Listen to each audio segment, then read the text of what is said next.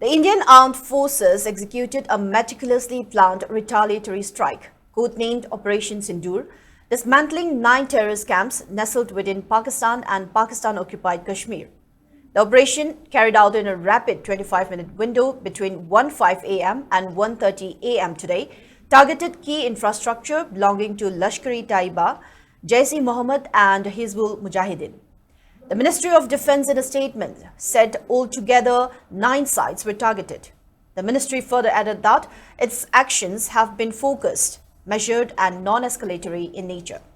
The ministry informed that no Pakistani military facilities have been targeted.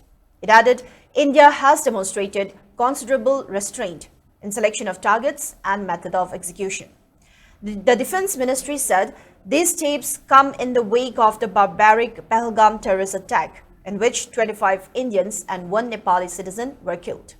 It said armed forces are living up to the commitment that those responsible for this attack will be held accountable.